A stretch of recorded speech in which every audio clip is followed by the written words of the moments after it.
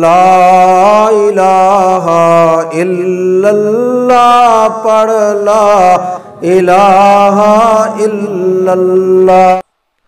تو یدعوننا رغبا ورہبا، وہ ہمیں پکارتے تھے، کس طرح پکارتے تھے؟ رغبت کے ساتھ، امید کے ساتھ کہ ہماری باتیں اللہ تعالیٰ ہماری دعائیں قبول فرمائے گا، اور رہبن، ساتھ ہی اپنے گناہوں کا خوف بھی ہو ان کے دل میں۔ تو یدعوننا رغبا ورہبا وکانوا لنا خاشعین، اور ہمارے لیے، ہمارے سامنے وہ خشوع، عاجزی اور مسکنت کا مظاہرہ کرتے تھے۔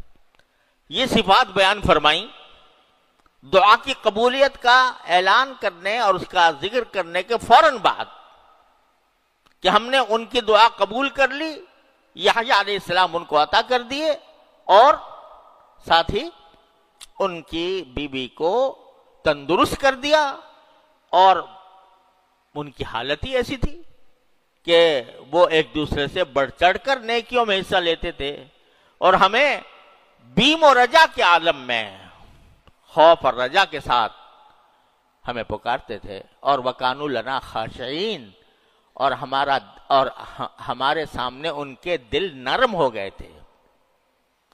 دل نرم ہو گئے تھے، کیا مانا؟ کہ اس میں تکبر نہیں رہا تھا، اس میں حسد نہیں رہا تھا، اس میں اپنی کوئی بڑائی کا احساس دل میں نہیں رہا تھا، بس وہ تو ہمارے سامنے عاجزی اور انکساری کی تصویر تھے۔ کانوا لنا خاشعین۔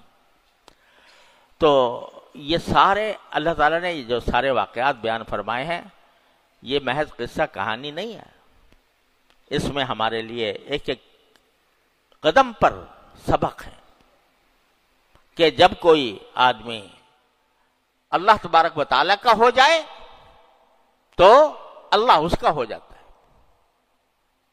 من کان للہ کان اللہ لہ، جو اللہ کا ہو گیا تو اللہ بھی اس کا ہو جاتا ہے۔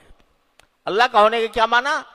کہ اپنی زندگی کو اللہ کے حکم کے مطابق ڈھال لو، اور اپنی زندگی کو اس کی رضا کے مطابق بنا لو۔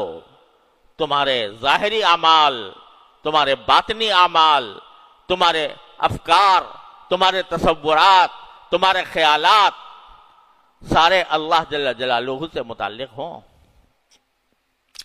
تو پھر دیکھو کہ اللہ تبارک و تعالیٰ اپنے فضل و کرم سے کس طرح ہدایت عطا فرماتے ہیں، کس طرح تمہاری بگڑی بناتے ہیں۔ جتنا جب اللہ کا ہو گیا بندہ تو